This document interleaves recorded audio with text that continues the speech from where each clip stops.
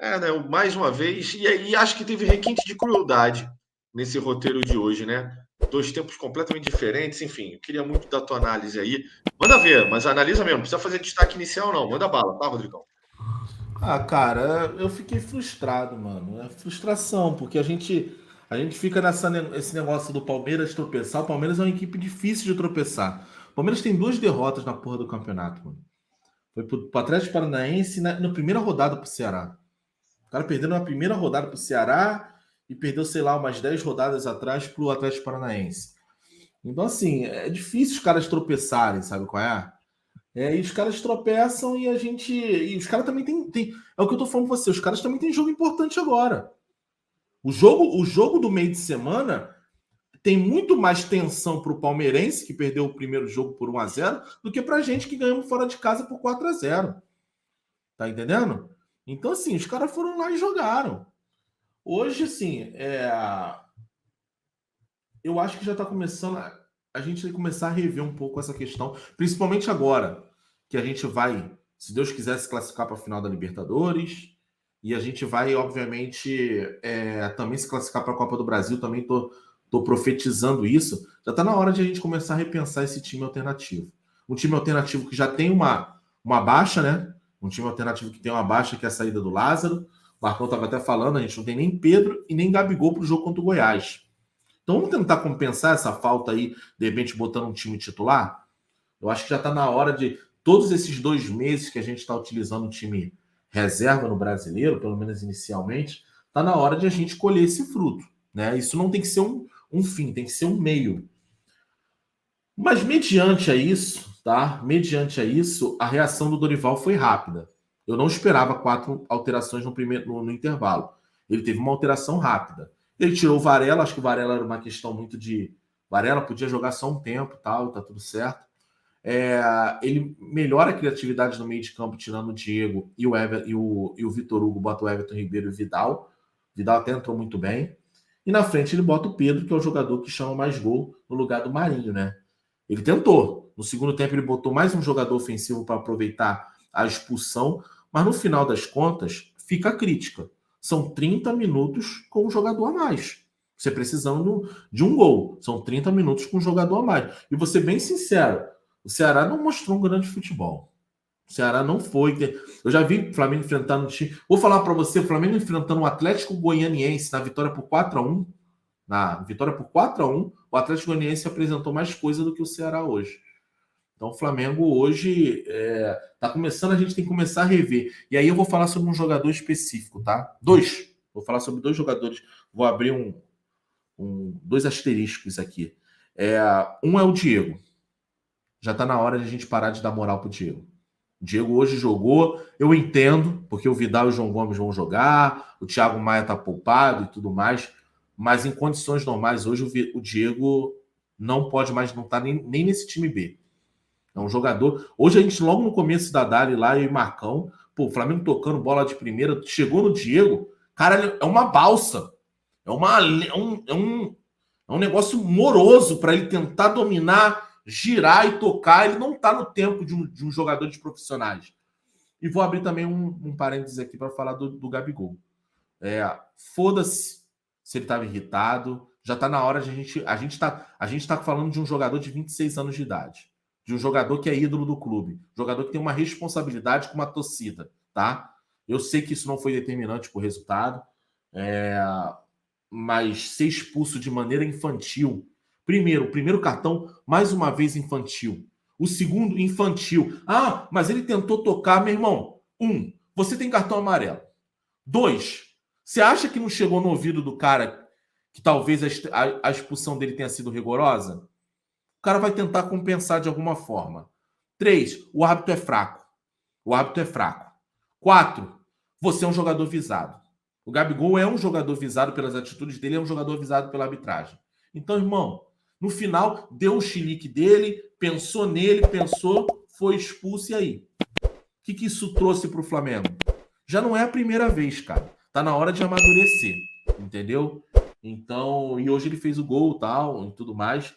Mas eu abro um parênteses para esses 2 jogadores aí, que para mim, um tem que crescer e o outro tem que, infelizmente, ficar escanteado até no time B. Tá no mudo, Perrotinho. Muito bem, Rodrigão, desculpa aí.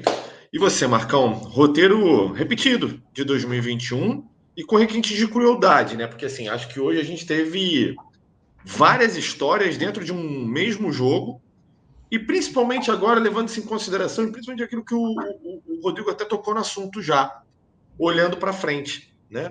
A gente tem um jogo pelo Brasileirão, por exemplo, contra o Goiás, fora de casa, né? Com uma série de baixas e escolhas que o Dorival, mais uma vez, vai precisar fazer, né?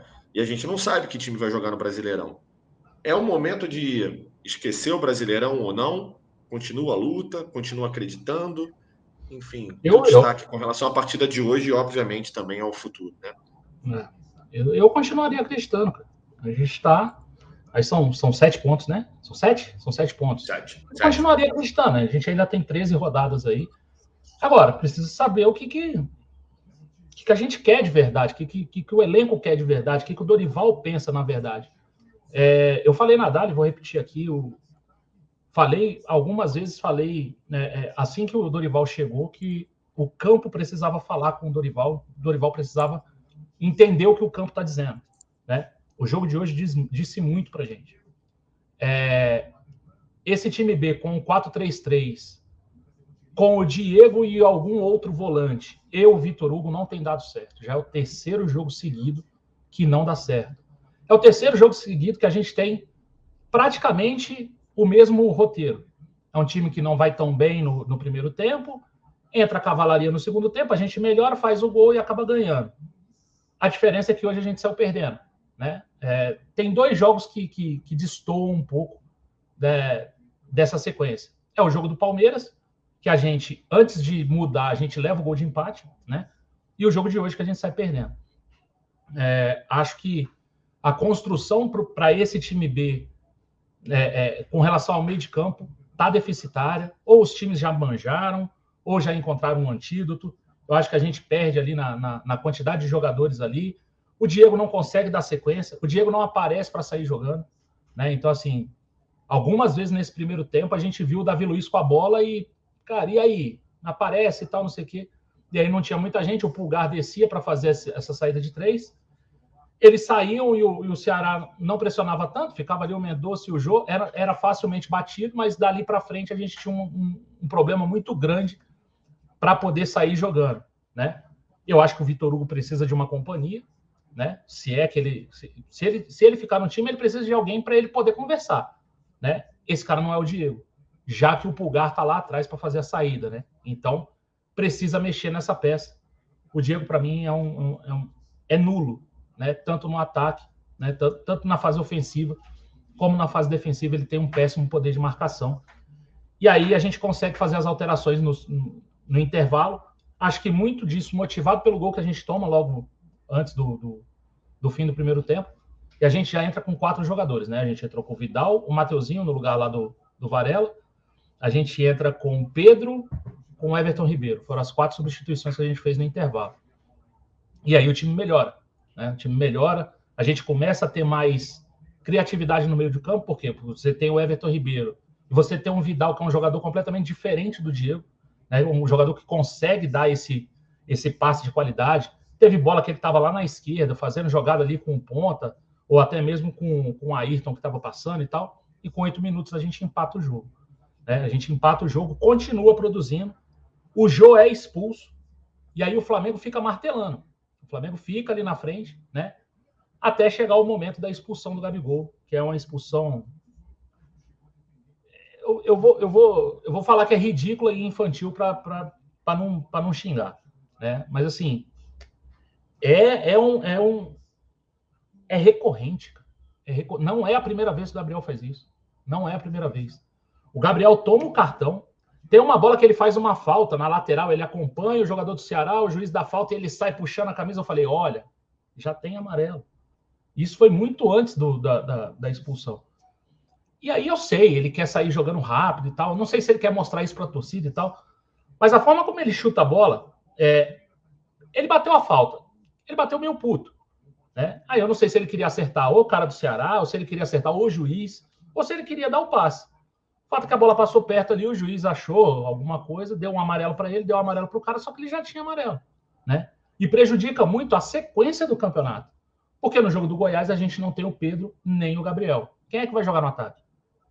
A gente vai com o Mateusão na frente? Vamos pegar o Mateusão do Sub-20, que, sei lá, acho que fez 1 ou 2 jogos no profissional, no Carioca lá, entrando, e vamos colocar ele num jogo que a gente vai precisar ganhar no Brasileiro? Como é que a gente vai fazer quem vai ser o atacante? Entendeu? O Lázaro já foi embora, né? A gente vai jogar quem ali na frente? Vamos botar o Vitor Hugo para ser o atacante? Como é que a gente vai fazer? Vai centralizar o Marinho? Não sei, né? Acho que falta um pouco dessa percepção do Gabriel. Por muitas e muitas vezes falta um pouco disso. Chega até a ser um pouco irresponsável as atitudes do Gabriel em campo. Hoje, mais uma vez, foi. Né? O Pedro já tinha tomado o cartão amarelo antes, por reclamação também. Só que do Pedro é incomum. Né? A gente não vê isso acontecer tanto com o Pedro e vê acontecer direto com o Gabriel. Ainda depois da expulsão, né, o sinal do Premier cai, mas olhando aqui no Twitter, parece que o Flamengo teve mais 2 oportunidades. Né? Uma cabeçada com o Davi Luiz, o goleiro defendeu e o Vidal bateu por cima. E uma chance com o Matheus França, que chutou e a bola passou perto do gol. Mesmo assim, a gente consegue criar, mas aí já ficou tarde. Tomara que o Dorival aprenda. Eu não critico o Dorival pela escalação hoje. Acho que era a escalação... 90% das pessoas falaram aqui, não, a escalação é essa mesmo e tal. Essa escalação não se sustenta por conta do meio de campo. Inclusive no grupo ontem, né, que a gente estava conversando, eu falei, porra, mas o Diego, por que o Thiago Maia não vai jogar? Né? O Castanho até tentou dar uma explicação ali e tal. Faz sentido, mas eu acho que efetivamente não funciona. O Diego não funciona mais no meio campo que tem 3 jogadores, até porque a volta dos 3 da frente, Cebolinha, Marinho e Gabigol, ela é deficiente. Eles não conseguem formar essa linha de 4 com tanta rapidez. Então a gente perde o setor pelo número de jogadores, né? O time adversário tem superioridade numérica no setor de meio de campo, o que faz o jogo ficar difícil, né? Por exemplo, o jogo do São Paulo é difícil porque o Rogério bota 6 no meio campo e dificulta essa saída de bola do Flamengo, dificulta a criação do Flamengo. Tirando isso, a decepção lá daquilo que a gente falou lá no começo, né? O Flamengo tem uma oportunidade de tirar pontos do Palmeiras e de não conseguir.